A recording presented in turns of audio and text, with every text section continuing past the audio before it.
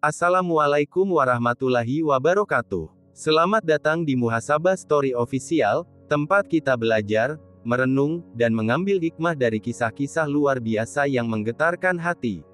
Sahabat semua, pernahkah kita membayangkan, bagaimana seorang anak kampung dari Tanara, Banten, bisa mengajar di Masjidil Haram dan menjadi rujukan ulama dunia? Bukan pejabat, bukan bangsawan, hanya seorang santri, dengan tekad dan doa ibunya. Di video kali ini, kita akan menyelami kisah yang bukan hanya tentang sejarah, tapi tentang perjuangan, air mata, keikhlasan, dan warisan ilmu yang tak pernah mati. Kisah yang mungkin akan membuat kita bertanya pada diri sendiri, sudah sejauh mana kita menghargai ilmu? Tonton sampai akhir, karena di penghujung cerita ini ada pelajaran hidup yang bisa mengubah cara kita memandang kesuksesan dan kemuliaan. Jangan lupa klik subscribe, like, dan bagikan video ini agar semakin banyak yang bisa bermuhasabah bersama di Muhasabah Story Official. Selamat menyimak, dan semoga hati kita ikut tercerahkan. Namanya mungkin terdengar sederhana, tetapi jejak hidupnya mengguncang dunia Islam.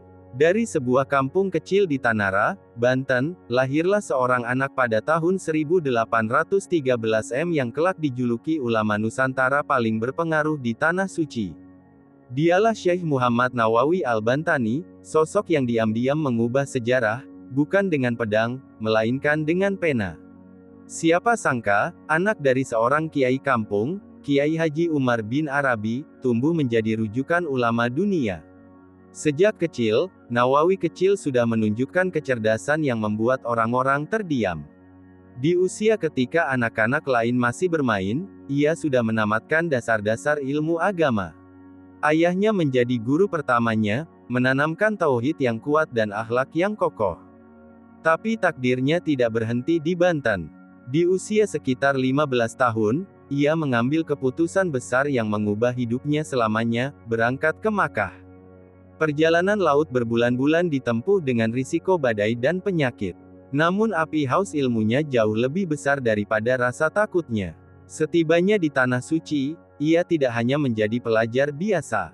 Ia tenggelam dalam lautan ilmu, belajar siang dan malam kepada ulama-ulama besar seperti Sayyid Ahmad Zaini Dahlan dan Ahmad Khatib Al-Sambasi. Tahun demi tahun berlalu, murid asal Banten itu perlahan berubah menjadi guru. Namanya mulai disebut-sebut di serambi Masjidil Haram. Bayangkan, di tengah dominasi ulama Arab saat itu, seorang pemuda dari Nusantara justru dipercaya mengajar di sana. Murid-muridnya datang dari berbagai penjuru dunia. Dari sinilah kisah besarnya dimulai. Yang membuatnya semakin mencengangkan adalah produktivitasnya. Ia menulis lebih dari 100 kitab dalam berbagai disiplin ilmu, tafsir, fikih, tasawuf, tauhid. Kitab tafsirnya, Marah Labid, menjadi rujukan penting hingga hari ini. Karyanya dipelajari di pesantren-pesantren Indonesia, Malaysia, hingga Timur Tengah. Bahkan tokoh-tokoh besar seperti Kiai Haji Hashim Asy'ari dan Kiai Haji Ahmad Dahlan tersambung sanad keilmuannya kepada beliau, yang kemudian melahirkan organisasi besar seperti Nahdlatul Ulama dan Muhammadiyah.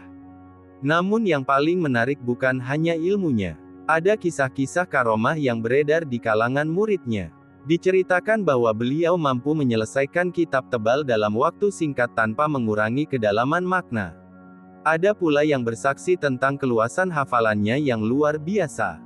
Tetapi setiap kali dipuji, beliau hanya menunduk dan berkata, "Semua karena pertolongan Allah." Kerendahan hatinya justru membuat namanya semakin tinggi. Hidupnya tidak pernah mewah. Ia memilih tinggal sederhana di Makkah, jauh dari gemerlap kekuasaan. Ia tahu, warisan sejati bukanlah harta, melainkan ilmu yang diamalkan. Puluhan tahun ia habiskan untuk mengajar dan menulis, hingga akhirnya pada tahun 1897 kabar duka itu datang. Ulama besar dari Banten itu wafat di Makkah, kota yang menjadi saksi perjuangannya. Jenazahnya dimakamkan di pemakaman Mala, tempat peristirahatan banyak ulama dan orang-orang saleh. Hingga kini, para peziarah dari Indonesia sering menyempatkan diri berdiri di sana, membaca doa dengan mata yang berkaca-kaca. Tidak ada bangunan megah, tidak ada kubah tinggi.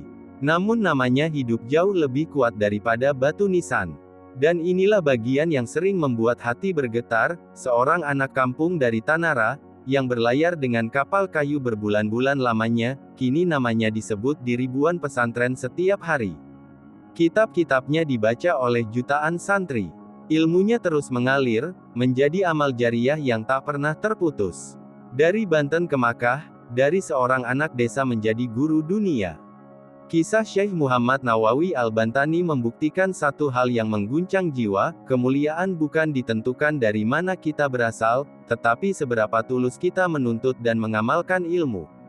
Dan ketika pena lebih tajam dari pedang, namanya pun abadi sepanjang zaman. Sekian, terima kasih. Wassalamualaikum warahmatullahi wabarakatuh.